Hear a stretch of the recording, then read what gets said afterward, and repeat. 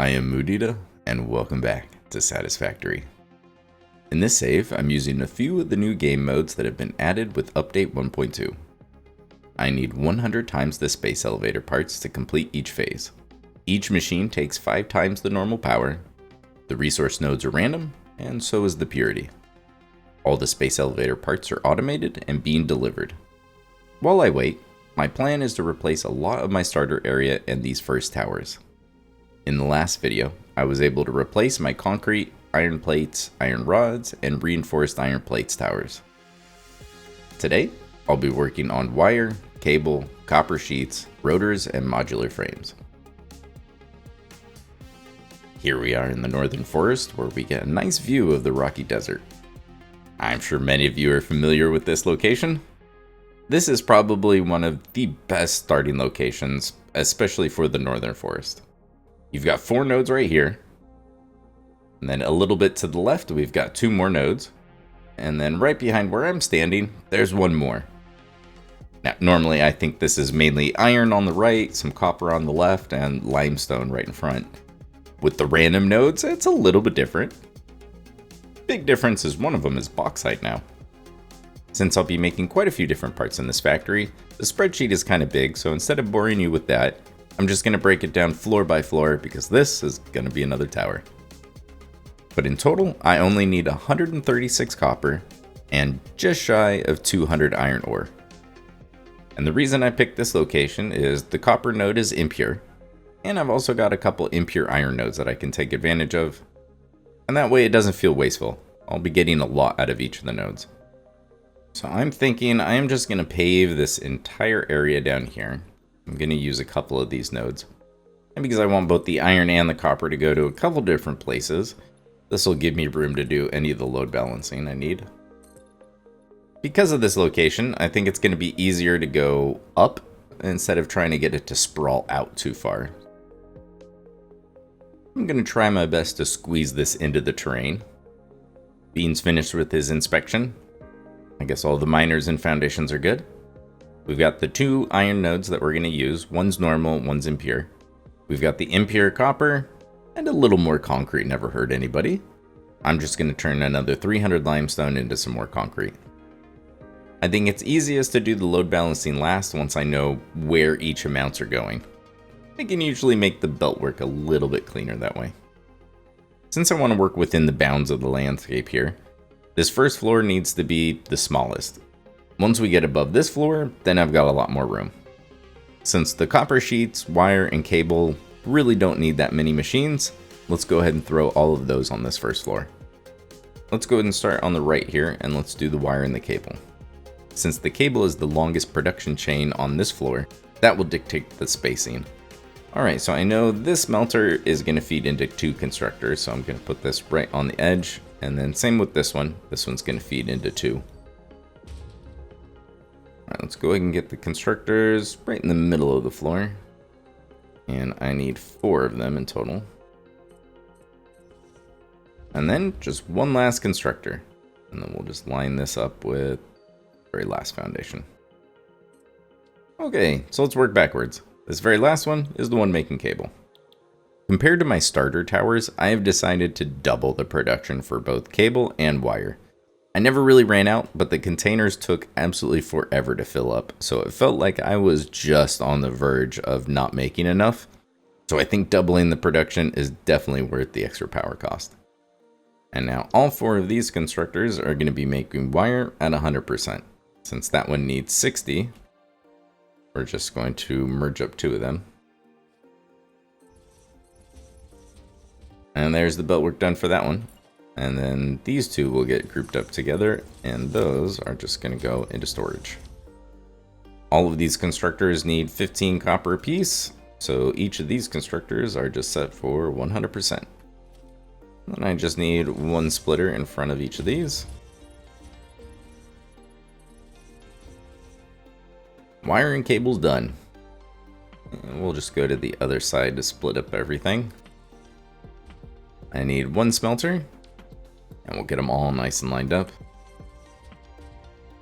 These 2 will be making copper sheets. And both of these constructors are also going to be at 100%, which actually means those need 20 apiece, so let's go ahead and do 2. And we'll just underclock those, so they each output the 20. 2 belts, 1 splitter, and 1 merger. Just need 1 last splitter here. There we go. And now, this floor is done. That takes care of the copper sheets, wire, and cable. The next floor is ready, and I think I'm going to go with concrete. Since I only need the constructors for concrete, I'm just going to put these right in the very middle. And let's go ahead and change the color and pick the recipe. Alright, so for this one I've got 300 limestone. At 100% I need just over 6 machines. I don't really want to load balance 7, but 8 is a good number. So let's go with 8 constructors. The default rate for the incoming limestone is 45, multiplied by 100. Each machine will output 12.5. And now when I copy, keeps the color and the recipe. Alright, and because I've got the space, I think if I just put these right on the corner of all the foundations, spacing will work out pretty well. First row there, and I need 2 here, and 1 very last one in the center. Alright, so 300 is going to plug into there. Give me 150 and 150. 75 and 75. And then let's double check. Yep, that would be 37.5 on each of these.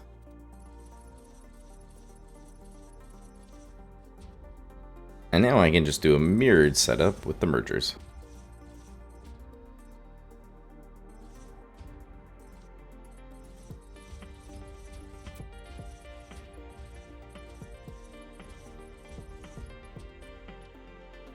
I do love my symmetry.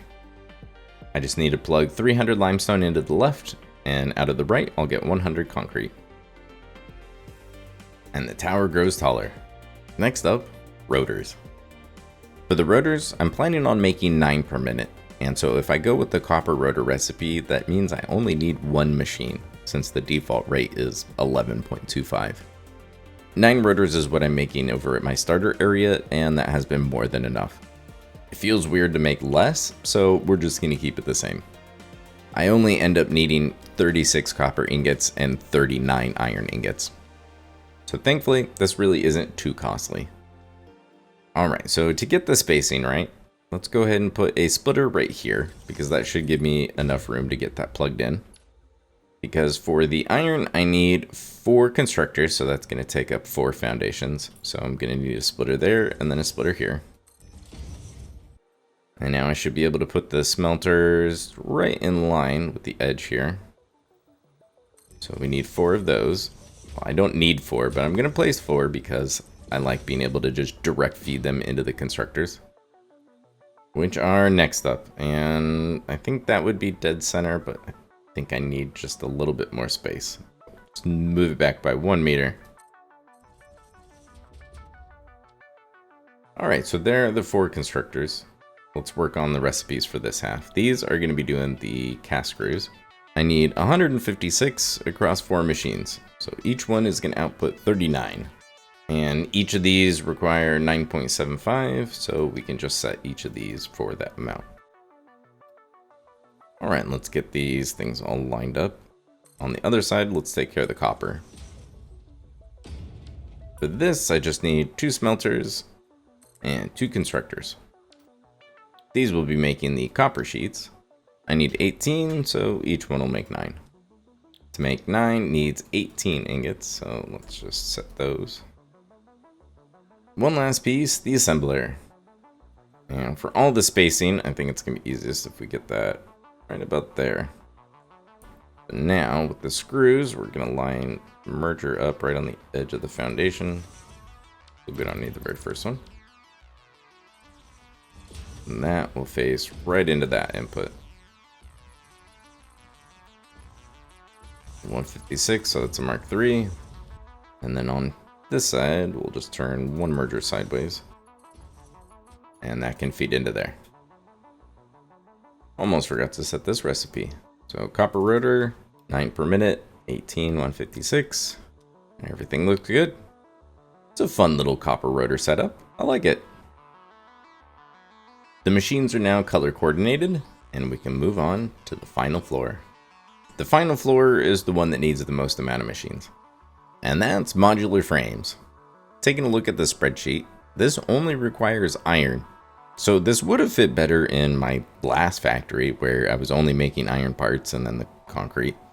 But with the alternate recipes I'm going with, I'm using the bolted frame, which costs more screws and in turn more iron, so that I can produce more per assembler. And then same thing with the bolted iron plates. It lets me place fewer machines at the cost of more iron. To make 6 modular frames, I need 160 iron. The amount of iron that the last factory is using was great for the nodes that I had right there. If I needed another 160, then I would have needed to bring in more iron. The only thing using the iron right now is Rotors, and it's only using 39. So the reason I included modular frames with this factory instead of the last one is it just let me better utilize the nodes. Alright, so to make modular frames, I need reinforced iron plates and screws. To make the reinforced iron plates, I need iron plates, and of course, more screws. So let's go ahead and work on the reinforced iron plates first. And for that, we're going to go with 6 melters in a row. Those are going to lead directly into constructors.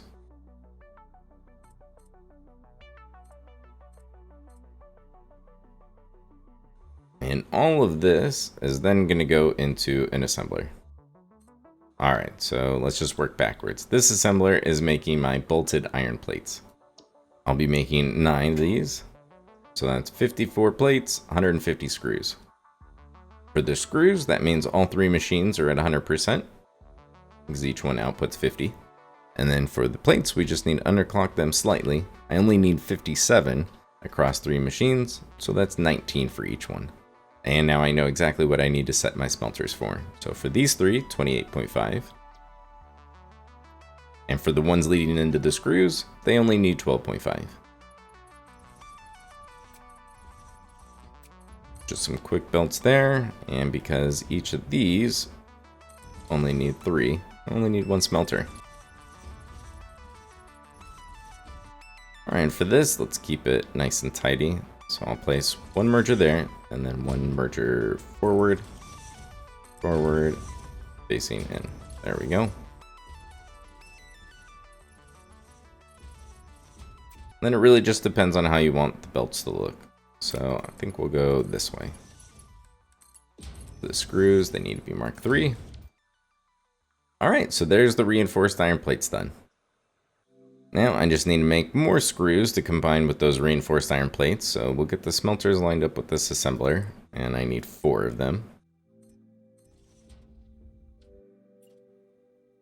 Which will lead straight into these constructors. Cast screws again. And for this, I only need 168 screws across the 4 machines, so 42 for each one. These smelters only need to make 10.5. And some more quick, easy belt work.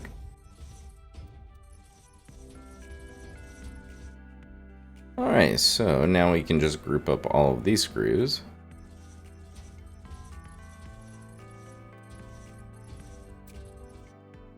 And now we're ready for the final step. I think to make the belt work the easiest, we're going to line it up with this machine. And then I just need 2 assemblers for this. Let's see, well, actually, we don't want to go farther than that, I don't think. So, okay, so these actually need to be right on the line. There we go. Alright, so these 2 assemblers,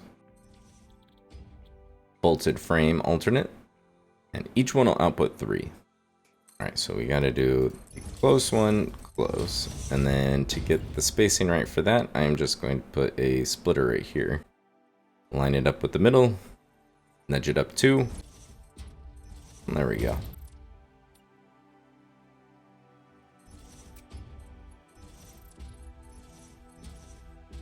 I'll have the screws plug in at the bottom.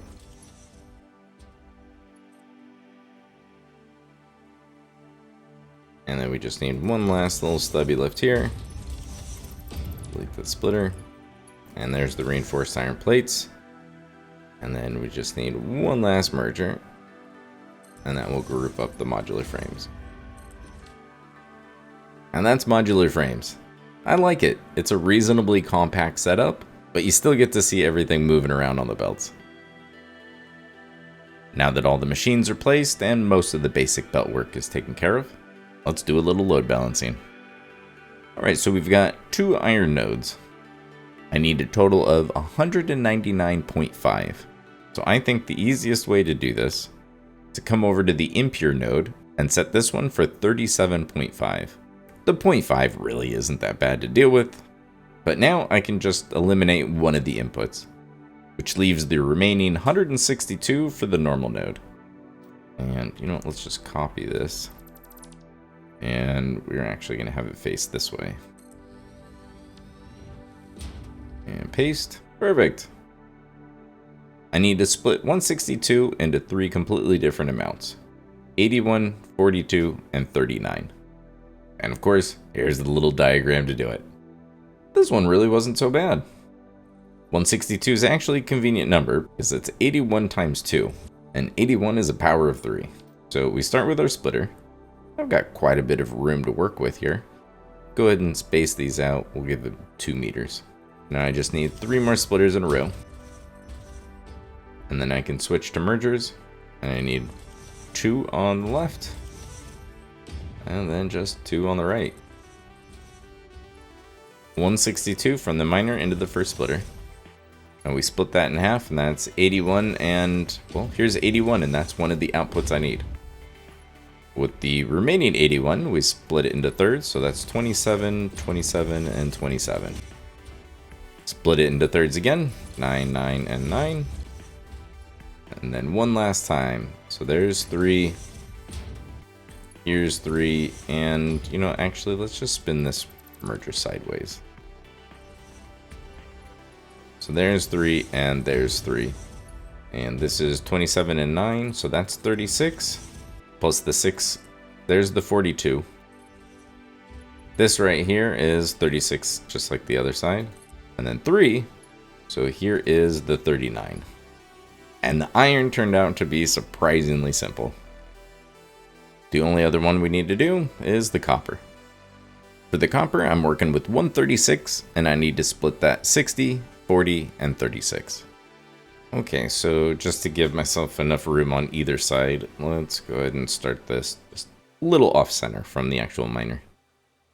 We start with a merger because 136 isn't as convenient as the other one. I'm going to loop back 8, so I'm going to work with 144. So from the merger, then I just need 4 splitters.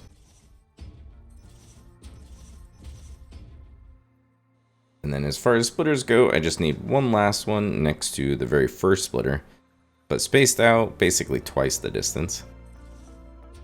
Because up here, I'm going to have a merger, and that is going to feed back to the very first one.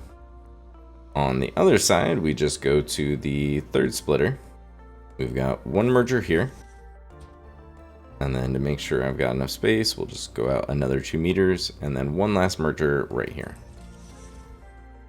Now just a few belts. So we start with the 136 from the miner.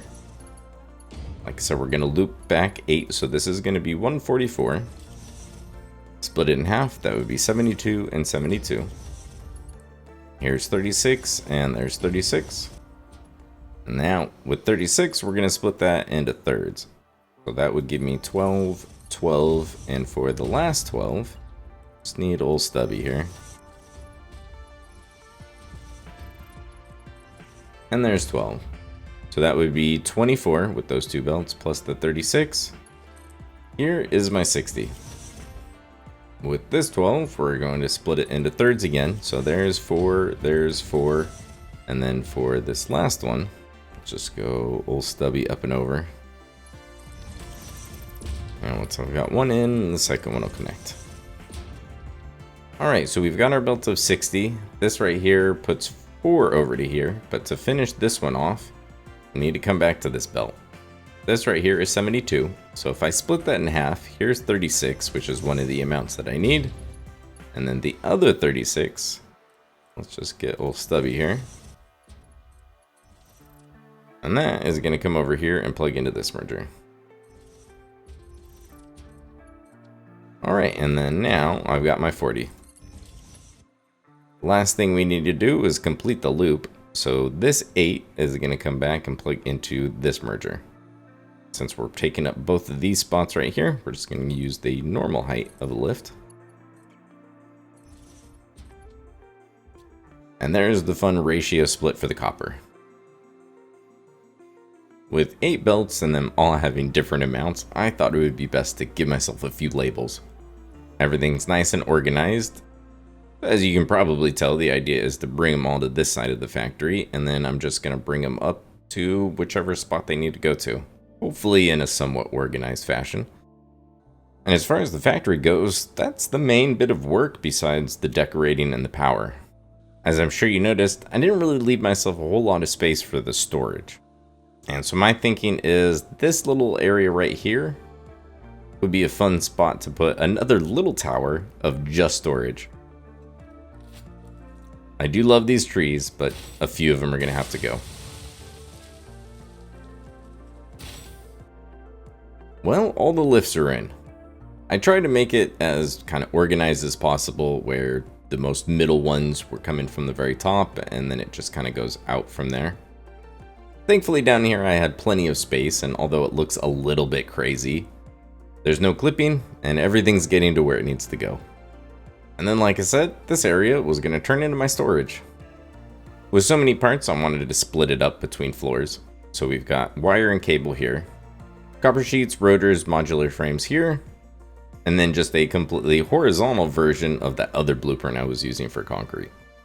This just has 8 of the small storage containers. And then we're just going to switch to dimensional depots, and these are just going to go over here.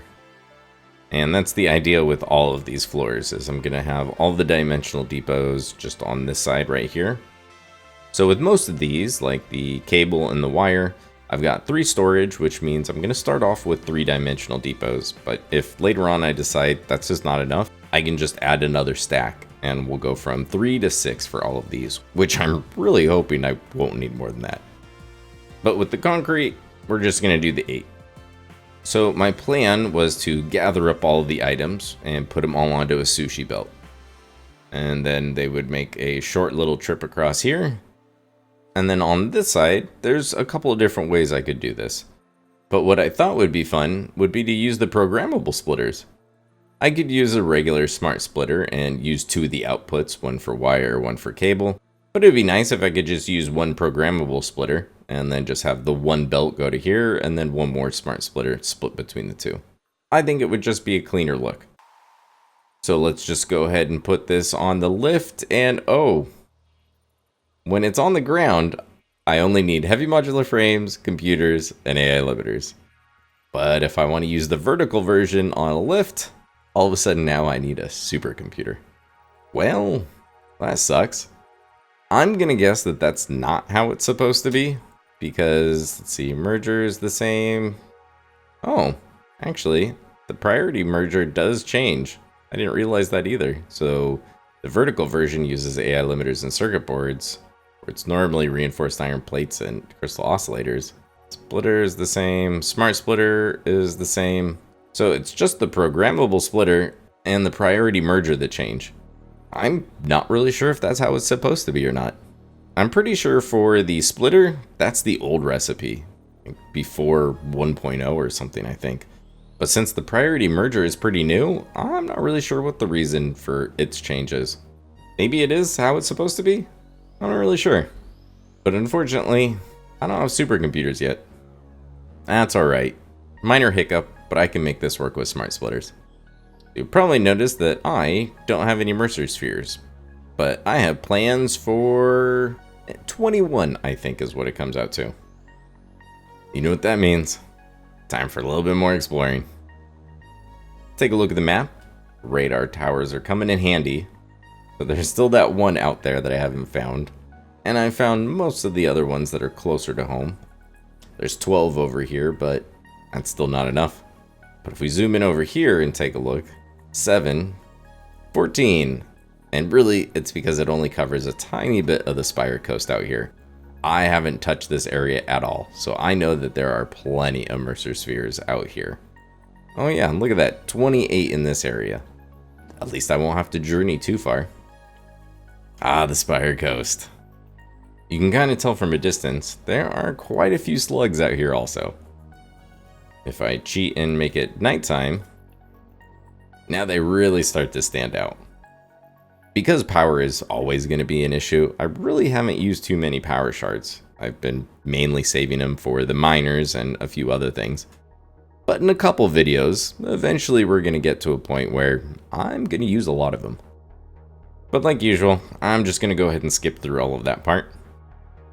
Once I have enough Mercer spheres, I just need to add some walls and a roof, maybe a few windows, and run power throughout the thing. The save is currently at 187 hours and 14 minutes. Let's see how long all this takes. Welcome back to the basic copper parts, rotors, and modular frames factory. It's been a few hours. The save is currently at 194 hours and 22 minutes. Before we get into the quick tour of the factory, I wanted to show you the couple things that changed. Back here at the starting area, I am soon going to be able to delete a bunch more of these towers. But in all my exploring, I found a whole lot of somber sloops. So I went ahead and added a third alien power matrix. I didn't think that this factory was necessarily going to push me over the edge, but the next factory might, so I might as well just throw it on here now. Up to 90,000 megawatts? That helps. I also got so many alien remains doing my exploring that now I've got quite a few of the DNA capsules. Up until now, the road came to about here, which was most of the way through the desert. But now I have extended a little bit farther. I'm trying not to use too many of the 90-degree turns, but in some spots it was just easier to use those. Once I got to this point, I figured this would probably be a good spot to split the road off. Originally, I just wanted it to head out that way and then down the canyon like I always do. But then I thought it would be really nice if the road also went right through the northern forest. I'm sure I'll put a few factories out there, or at the very least, there's a whole lot of resources I could grab. So I just threw in a T intersection, and then just continued the road up for a little bit farther so that I could easily power this whole factory.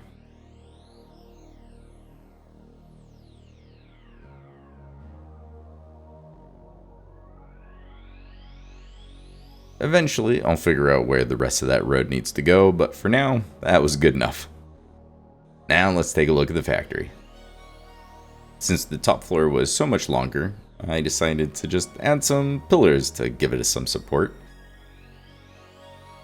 And then we've got an elevator to take me to all the different floors between the storage and the factory because they didn't quite line up. I could have just covered the miners completely, but I really wanted this section of the roof to be lower than the same level as the ground there. And so this was my solution. Just leave basically the smallest hole possible, and then just throw around some beams. And this is how the backside turned out. I like when I have my little lift waterfall. Instead of just using 2 flat windows, I used the 4-meter roof. And then that way you get a fun little pattern of all the windows kind of sticking out. It's a real easy way to just add a little bit of depth. Now let's take a little tour of the inside of the factory. So here is our very first floor with the miners and all of our load balancing. Since I rarely add windows to these floors, they can get a little bit dark. So I just added a whole bunch of the portrait signs all the way around, and I think it helps. Once I build a few more factories, I'm going to completely forget the amounts that I set for all these things. So I set myself a little reminder, and the total that should be coming through here is 225. And I've got my throughput monitor, so if it's not 225, then I know something's wrong. I would take you floor by floor with the elevator, but it doesn't get power until I flip the switch. So we'll just use the good old camera mode and go floor by floor anyways. So the first one is the storage for the cable and the wire. Very similar to the last floor, I just added a ring of lights all the way around to kind of help brighten things up here. I went with the lift, and then I just use a smart splitter right here. So I've got cable going to the left and then wire to the right. And then those go into smart splitters so that the overflow can then get grouped together and head off to a sink. With all the Mercer spheres, I've got my 6-dimensional depots for these two parts. Moving on to the next floor is more storage. So here we have our copper sheets, rotors, modular frames. The copper sheets has 3 storage, rotors and modular frames, they just have 2.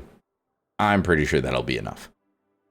Even though I wanted to use the programmable splitter, the smart splitter here was pretty easy because the only thing left is the one floor above this that has the concrete. So I'm able to set it so the concrete goes straight up, and then any undefined comes over here, and then I just use some more smart splitters. I'm glad I'm giving the tour because I just realized I was missing one lift here. There we go. So now when there's overflow, it'll get merged up with the rest of the overflow and then head all the way downstairs to the sink. And I've got my 7-dimensional depots on this floor. And like I mentioned earlier, if things aren't refilling fast enough, I can always throw on more dimensional depots.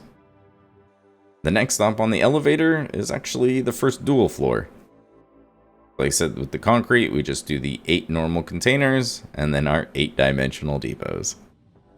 I think that puts me at 24 dimensional depots just for concrete. Maybe that'll finally be enough. And now we can make our way across, and it's the first floor of the factory. I really like the daisy chaining, but I do feel like it does kind of have its limits if you want to keep things looking clean. So I decided to use a combination of both the daisy chaining and my old method of just run a beam along the floor, and then I can just run the power along top of that. And all the floors are set up like this, where the walkway is raised above the factory, and I really like having this raised vantage point. And then outside of this floor, we can also just head down, and this is where I decided to throw the priority power switch.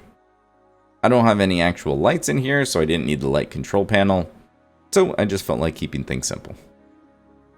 Without further ado, let's get this thing started.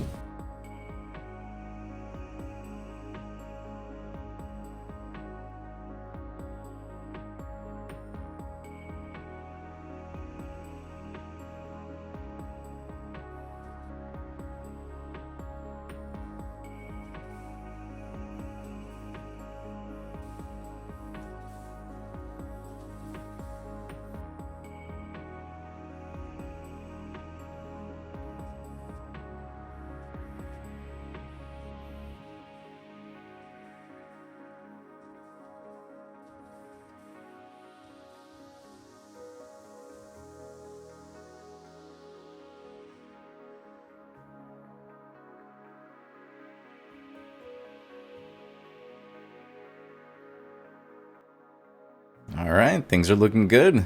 We're bouncing just past the 225 and of course right under it. I realized I made it a Mark IV, but really it only needs to be a Mark III, so I changed it. Maybe that would make it a little bit more accurate, but it still seems to jump between the 223 and 227. And if we look at the graph, yeah, these things always just look really silly. But hey, it's reading the right number, or close enough. And now slowly but surely, my new dimensional depots are filling up. Eventually, when things do fill up, the overflow will get all collected into this merger, and then head out the factory right there. And that just pops right out here and into the sink. You probably already noticed, but the second of the space elevator parts is done. I made so much smart plating by the time I finally got that factory up and running. I'm going to let that continue to run and work its way through all of that extra smart plating. But eventually, I'm probably going to turn that one off as well. And I'm past the halfway mark on the adaptive control units. Now I can come back here to the hub, start cleaning up some more of my mess. Don't need any of this. No more cable. Don't need wires. And now I can also just transfer all of this extra materials over to that new factory. Give me a second and this area is going to look really different. Boy, oh boy, does it look different. It felt weird just having a whole bunch of foundations with just nothing on it anymore, so I just deleted most of them. Which meant I needed to clean up a bunch of the wires, because a lot of those were running on the ceiling. And there's still a few belts that look a little bit weird without the ceiling now. But I swear, those are temporary. One of these days, I will delete them, I promise. That is a lot of my starter area cleaned up. Still got this part over here, though. Don't get me wrong, I loved the towers. They were really fun to build, and they were crucial into actually completing the phase in a normal amount of time. But I'm really happy to be able to start deleting them and placing in some better looking permanent factories. And now over here at the new factory, once I cleaned up those towers and moved that storage over to here, that filled up most of these. So now we're sinking pretty much everything but the concrete. Feels good to ramp up the production for the wire and the cable, and like I said, I don't think I can really ever have too much concrete. That is going to do it for this one. Thank you so much for being here. Another of the space elevator parts is now complete. Assuming my adaptive control units keep producing at 5 per minute, I'm looking at about 15 hours left until I move on to phase 4. I've transitioned about half of my starter towers in the grassy fields to permanent factories. I went with the basic items first because there was a number of things I wanted to increase the production for. These last towers have been great, and they can stay a little bit longer. Before I move on to the next phase, I want to make sure that I have all the major parts automated. I want to make a dedicated heavy modular frame factory next. So look forward to that, and thanks for watching.